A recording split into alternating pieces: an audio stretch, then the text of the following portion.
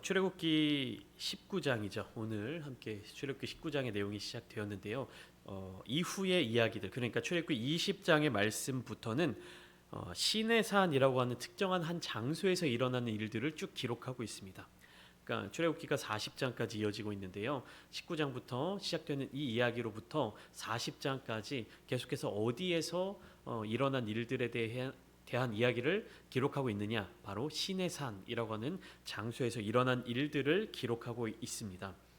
이 하나님의 백성 이스라엘 자손들은 이 시내산 기슭에서 11개월을 보냅니다. 한 1년 가까운 시간을 이 같은 장소에서 한 장소에 머물러 있게 되는 것이죠. 그렇기에 이 시기는 특별히 이스라엘 자손들의 이 미래에 있어서 대단히 중요한 의미를 갖는 시기입니다. 19장이라고 하는 이 짧은 한 장의 이야기를 통해서 다음에 이어질 모든 내용들의 기초를 이루고 있는 것이죠. 시내산에서 발생할 다음의 사건들, 그리고 하나님의 메시지가 이스라엘 자손들에게 전해지는 모습들, 이스라엘 자손들이 하나님의 택하신 백성으로서의 삶의 모습으로 바뀌는 그런 모든 과정들이 시작되는 장이 바로 출애굽기 19장의 말씀인 것입니다. 그렇기 때문에 이 19장의 내용에 담겨져 있는 그 깊은 의미를 우리가 깨달아 알아야 하나님께 택함받은 민족으로서 이스라엘 자손들이 어떻게 살아가야 하는지, 그리고 그들의 삶이 실제로 어떠했는지를 우리가 바라보면서 우리가 하나님 앞에 나아가는, 그리고 예수 그리스도의 보혈의 은혜로 말미암아 하나님의 자녀된 백성들의 삶이 어떠해야 하는지를 우리가 생각하고 묵상하고 그렇게 순종하며 살아갈 수 있어야 하는 것입니다. 시내산에 도착한 이스라엘 자손들은 이제 더 이상 하나님과 애굽 사이에서 저울질을 하면 안 됩니다. 자꾸만 뒤를 돌아봐서는 안 된다는 것이죠. 애굽에서 먹었던 고기와 떡들, 그리고 애굽에서 머물렀던 집, 그리고 애굽에서 살았던 여러 가지 추억들을 떠올려서는 안 됩니다.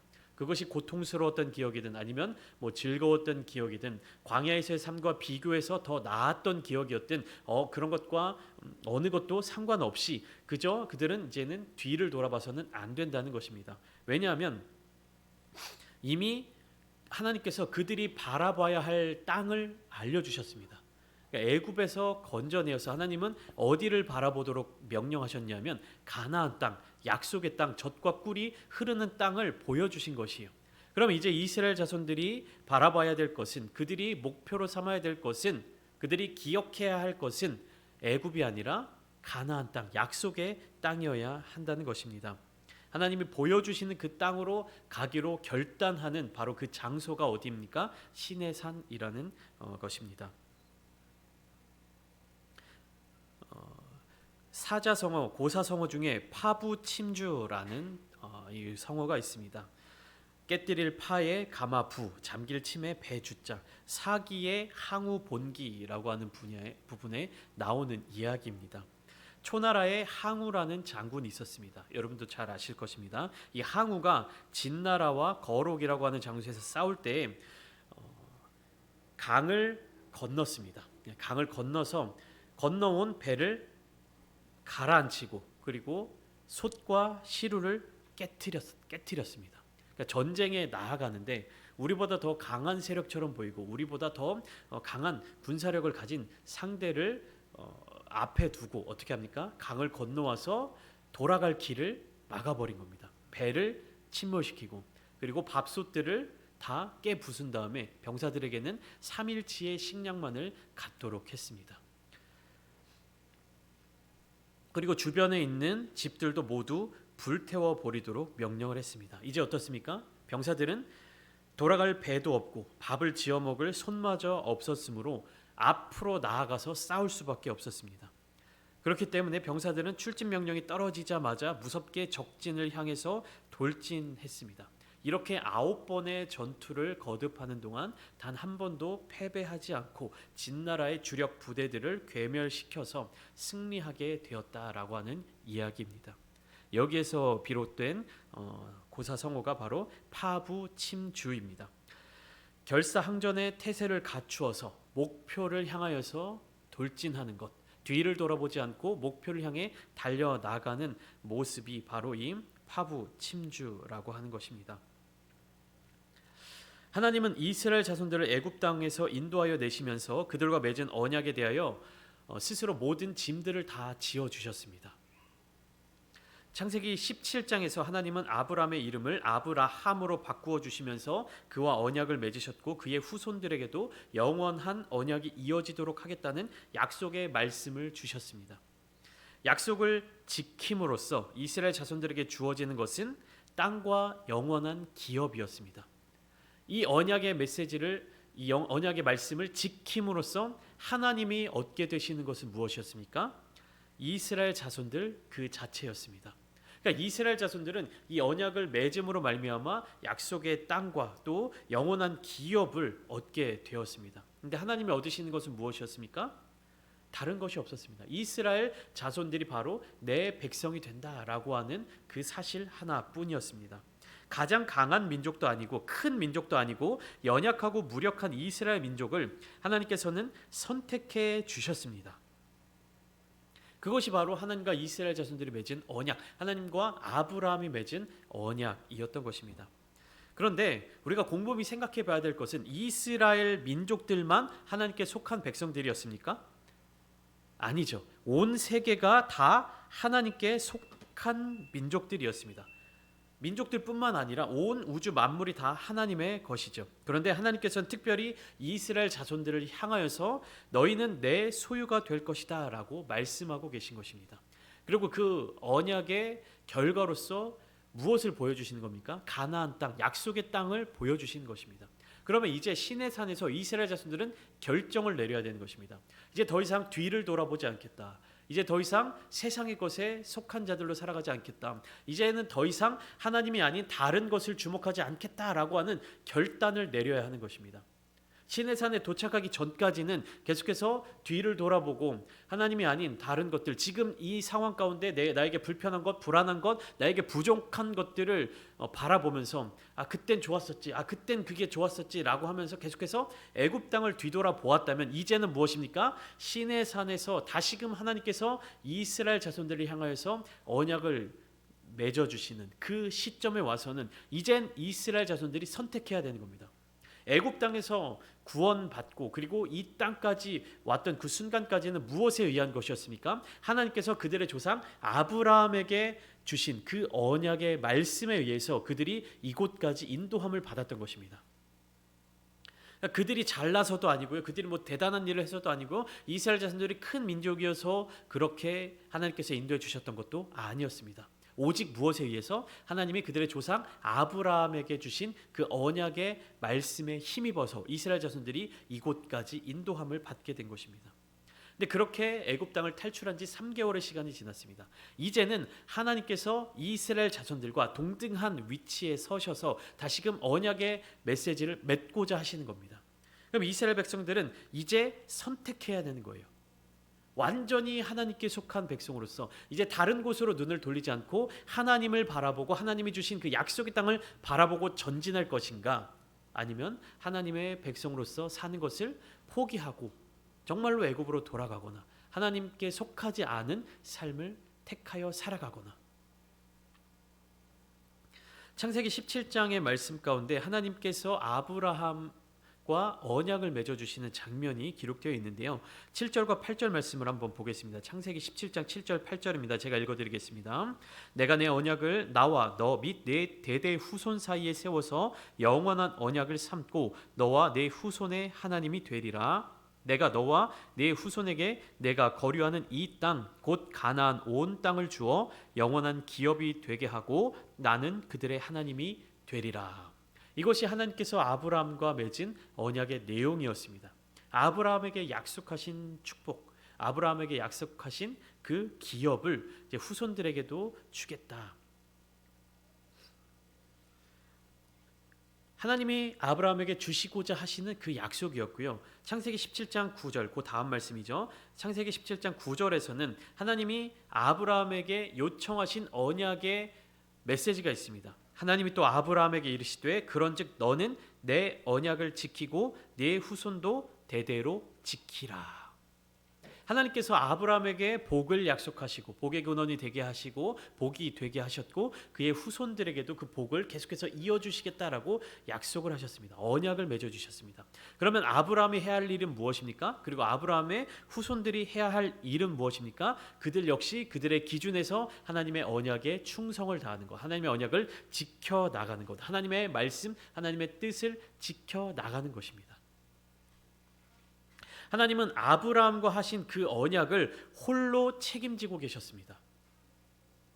아브라함이 죽고 난 이후에도 계속해서 그들의 후손들, 그들의 자손들을 대대로 하나님께서는 그 언약의 책임을 져주고 계셨어요.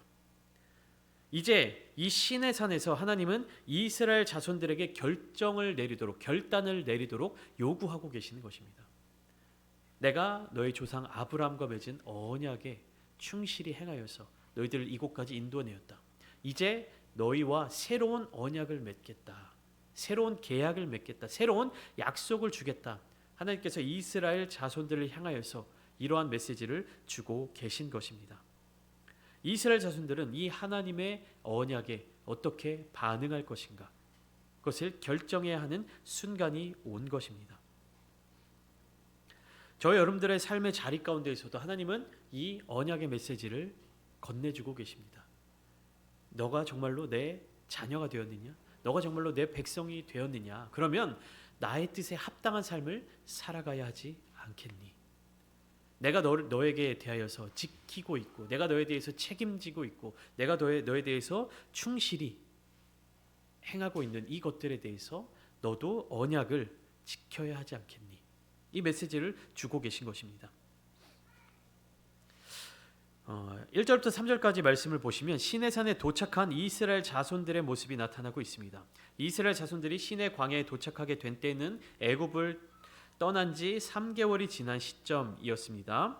이 3개월의 시간 동안 이스라엘 자손들이 배우고 경험한 일들은 무엇이었을까요? 3개월의 시간 동안 이스라엘 자손들은 무엇을 배웠을까요? 하나님의 능력을 경험하였고 하나님의 뜻을 알게 되었고 그리고 하나님께서 이스라엘 자손들에게 주신 그 비전을 바라보았을 것입니다. 특별히 2절 말씀을 보시면 그들이 시내 광야에 도착하기 전에 마지막으로 떠나온 장소에 대해서 이야기하고 있는데요. 그 장소가 어디입니까? 르비딤이라고 하는 장소였습니다. 르비딤을 떠나서 시내 광야에 이르러 그 광야의 장막을 쳤는데 르비딤은 어떤 장소였습니까? 여러분 기억나십니까? 르비딤은 이스라엘 자손들이 마실 물이 없어서 모세와 하나님을 시험하고 원망했던 장소였습니다. 그곳에서 하나님은 모세로 하여금 반석을 쳐서 물을 나오게 하셨죠. 출애굽기 17장에 기록되어 있습니다. 그리고 또 르비딤은 어떤 장소였습니까? 아말렉 자손들이 이스라엘 자손들을 찾아와서 전쟁을 벌였던 장소였습니다. 아말렉과 싸웠던 장소 그리고 아말렉과 싸워서 승리한 장소가 바로 르비딤이었습니다. 그때 어땠습니까? 여호수아는 사람들을 택하여 나가 아말렉과 전쟁하였고 아말렉과 싸웠고 모세와 아론과 훌은 산 꼭대기에 올라가서 영적 전투를 치렀습니다. 그리고 전쟁에서 승리한 뒤에 모세가 제단을 쌓고 그 이름을 여호와 니시라고 이야기했습니다. 여호와는 우리의 깃발이시다.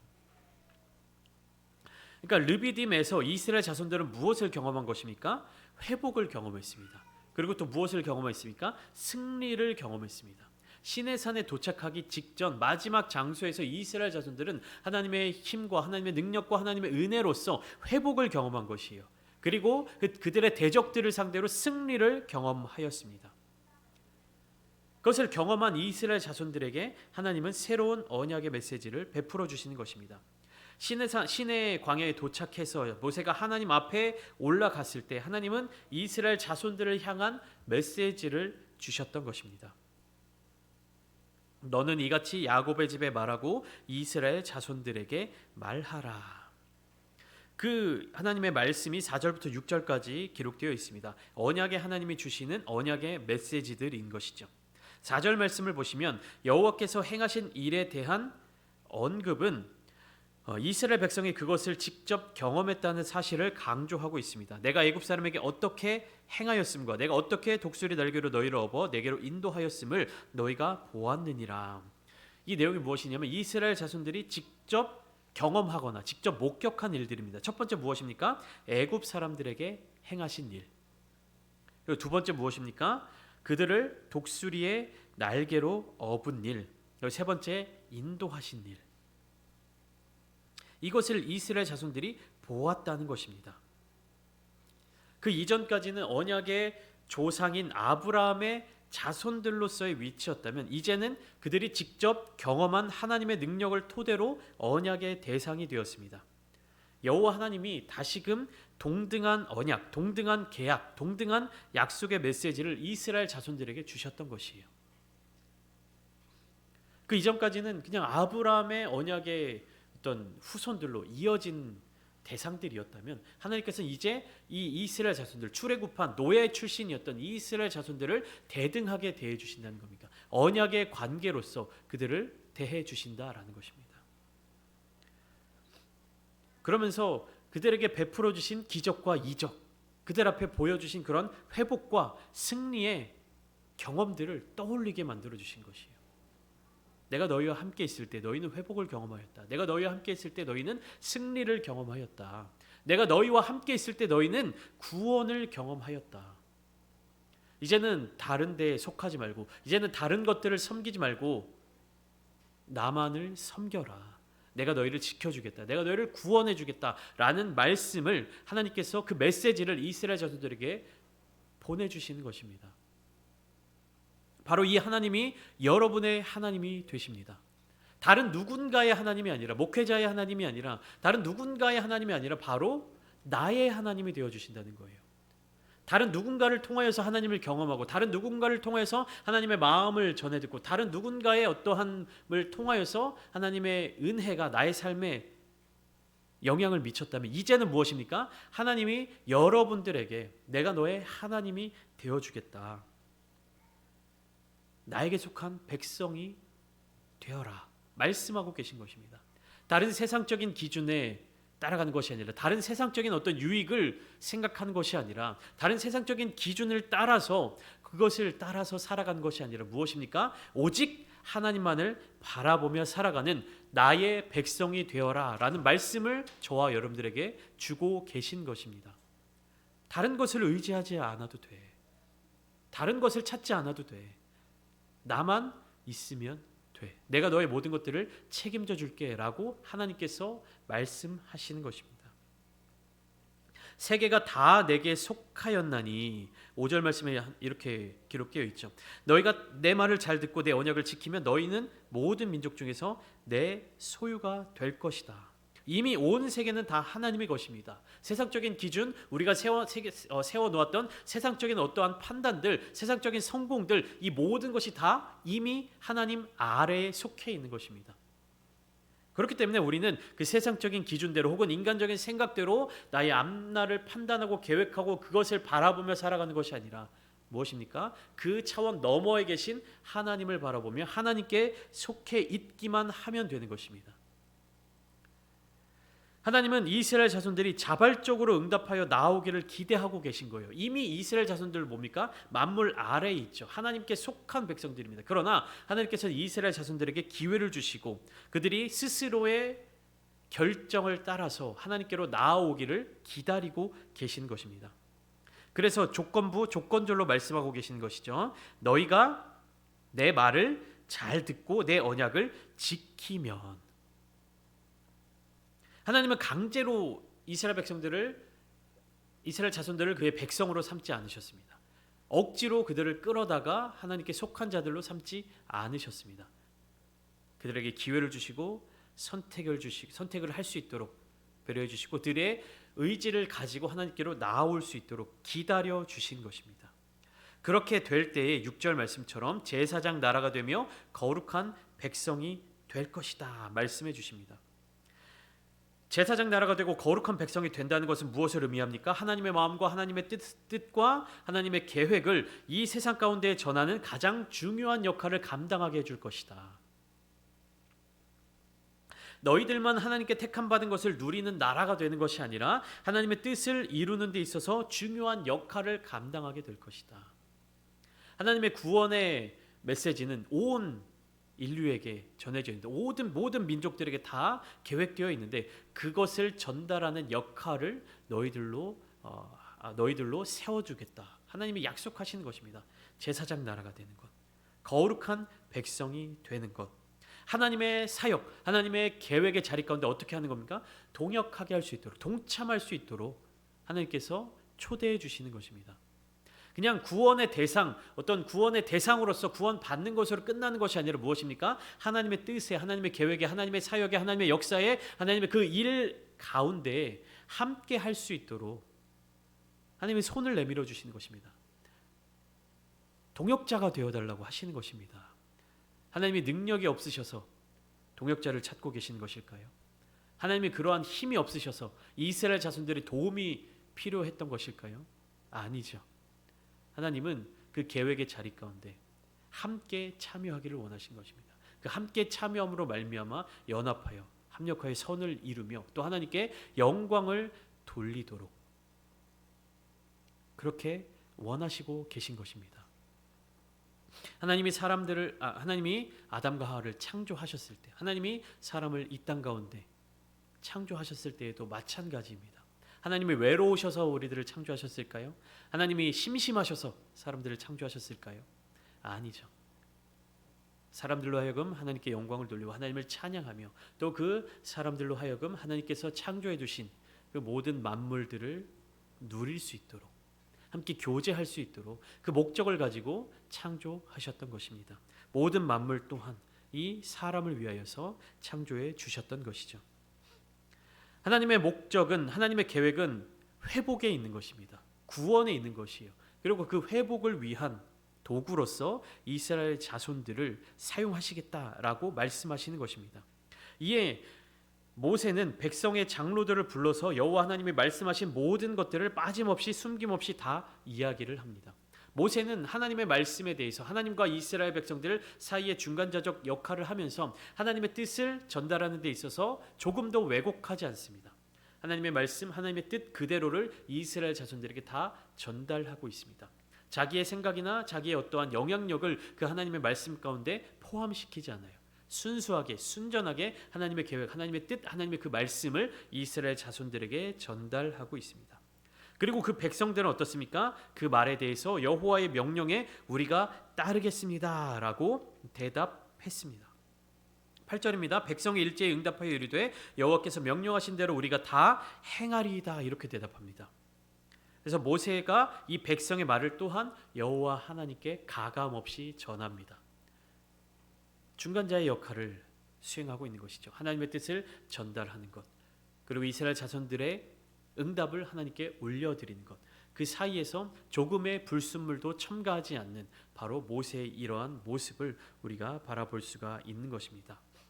순수한 마음으로 하나님의 뜻을 전해야 됩니다. 순전한 마음으로 하나님의 계획을 전해야 됩니다. 하나님의 이 뜻을 알지 못하는 사람들, 예수 그리스도의 복음을 아직 알지 못하는 자들에게 하나님의 이 순전한 마음, 순수한 마음을 우리 또한 전할 수 있어야 되는 것이에요. 다른 목적이나 다른 나의 어떠함을 첨가하는 것이 아니라 우리 교회 더 많은 사람들이 모이고 우리 교회가 더 커지면 더 영향력이 커지겠지. 우리 교회가 더 커지면 뭔가 내가 더 좋은 위치에 올라갈 수 있겠지. 더 많은 사람들이 다니는 교회가 좋은 거잖아. 혹은 내가 이만큼 많은 사람들에게 영향력을 끼치고 있어. 내가 이렇게 많은 사람들을 전도했어. 내가 이렇게 훌륭한 일을 하고 있어. 이러한 마음들, 이러한 어떤 개인적인 생각들이 첨가되지 않은 오직 무엇을? 하나님께서 그 영혼을 바라보시는 그 안타까운 마음, 불쌍히 여기는 마음, 그 영혼을 향한 구원의 마음을 전달해야 하는 것입니다. 우리의 이 마음 가운데, 하나님의 말씀을 전하는 마음 가운데 그러한 불순물이 섞여 있을 때 하나님의 역사는 위기에 빠지게 되는 것입니다. 이단의 역사가 그런 식으로 나타나는 것 아닙니까? 하나님의 말씀을 나의 뜻대로 이용하게 되는 것. 복음을 전달하는 자들, 복음을 증거하는 자들, 복음을 전하는 자들의 모습은 이와 같아서는 안 됩니다. 순전하게, 온전하게 하나님의 말씀을 전달해야 하는 것입니다. 그리고 하나님께도 그 이스라엘 자손들의 응답을, 이스라엘 자손들의 대답을 순전하게 전달했던 모세와 같이 우리 또한 하나님 앞에 순전하고 온전한 자세로 나아가야 하는 것입니다. 마지막으로 10절부터 여호와 하나님의 임재를 준비하는 자세에 대해서 기록하고 있습니다. 여호와 하나님의 임재, 하나님께서 이스라엘 자손들을 만나 주시겠다, 이스라엘 자손들에게 임재해 주시겠다라고 약속하시면서 그 임재를 준비해야 되는 여건들에 대해서 말씀해 주십니다. 가장 중요한 것은 무엇입니까? 성결하게 하는 것입니다. 하나님을 만나는 데 있어서 하나님의 임재를 준비하는 데 있어서 가장 중요한 것은 성결하게 하는 것, 즉 깨끗하게 하는 것입니다. 그러니까 하나님의 임재를 우리는 아무런 준비 없이 맞이해서는 안 됩니다. 기도 가운데 성령을 구하며 하나님의 임재를 우리가 간구하며 나아갈 때 아무런 마음의 준비, 우리의 영에 아무런 준비 없이 하나님의 임재를 간구해서는 안 된다는 것입니다. 우리가 예배를 통하여서, 특별히 주일 예배를 통하여서 하나님의 임재를 구하고 은혜를 구할 때에도 마찬가지로 준비가 필요한 것이에요. 오늘 우리가 수요 예배를 통해서 하나님 앞에 나아갈 때 준비가 필요한 것입니다. 일상에서 바쁜 삶을 살아가면서 시간이 되었으니까, 날짜가 되었으니까 벌써 수요일이네, 교회 갈 날이네, 이렇게 나오는 것, 물론 그런 마음을 가지고 나오는 그 마음도 참 귀합니다. 하지만 좀 더 준비된 마음으로, 성결함으로, 하나님을 만나는 것을 기대하는 마음으로, 하나님의 뜻을 구하는 마음으로 예배 자리 가운데 나오시는 저와 여러분들이 되셨으면 좋겠습니다. 하나님께서 우리에게 은혜를 베풀고자 하시고 하나님께서 우리에게 주시고자 하는 크신 은혜와 복이 충만하게 넘쳐 있는데 우리가 받을 준비가 안 돼 있고 하나님을 만날 준비가 되어 있지 않다면 얼마나 하나님 앞에 부끄러운 모습이 되겠습니까? 우리는 구약의 시대를 살아가고 있지 않기 때문에 하나님 앞에 나아갈 때 성결하지 않는다고 해서 깨끗하게 우리의 것을 준비하지 않았다고 해서 벌을 받는다거나 심판을 받지는 않습니다. 본문을 쭉 읽어보시면 거룩함을 유지하지 못하고 성결하지 못한 사람이 겪게 될 심판에 대해서도 나타나고 있습니다. 무엇입니까? 12절, 13절에 보면 너는 백성을 위하여 주위에 경계를 정하고 이르기를 너희는 삼가 산에 오르거나 그 경계를 침범하지 말지니 산을 침범하는 자는 반드시 죽임을 당할 것이라. 그런 자에게는 손을 대지 말고 돌로 쳐 죽이거나 화살로 쏘아 죽여야 하리니 짐승이나 사람을 막론하고 살아남지 못하리라.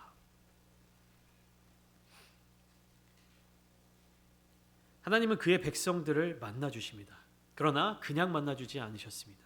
그의 백성들은 깨끗함과 진실함으로 하나님을 기다려야 했습니다. 모세는 하나님의 임재에 대한 가르침들을 받아 백성들에게 전했습니다. 그리고 이스라엘 백성들은 명령을 받은 그대로 행하였습니다. 그들은 모두 함께 자신들을 성결하게 하며 하나님의 임재를 기다렸습니다. 우리 또한, 우리 교회 또한 하나님의 거룩한 백성으로서 날마다 하나님의 임재하심을 구하며 기다려야 합니다. 그냥 기다려서는 안 돼요.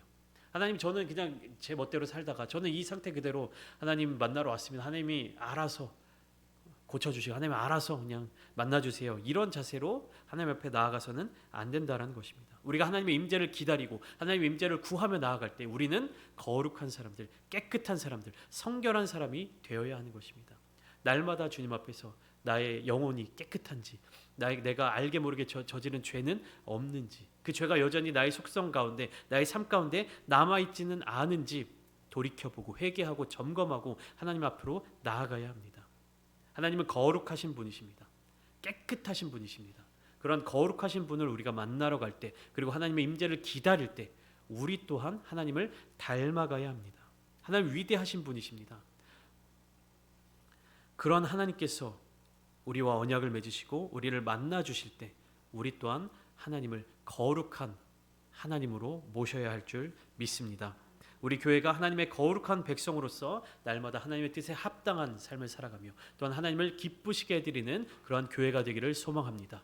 이름만 교회인 것이 아니라, 이름만 하나님의 백성이 되는 것이 아니라 정말로 이 마지막 세대 가운데 하나님을 기쁘시게 해드리며 하나님의 마음에 합한 삶을 살아내는, 그리함을 통해서 이 어둠의 세상 가운데에서 하나님의 그 빛을 전하는 교회, 빛을 전하는 성도님들이 다 되시기를 주님의 이름으로 축복합니다.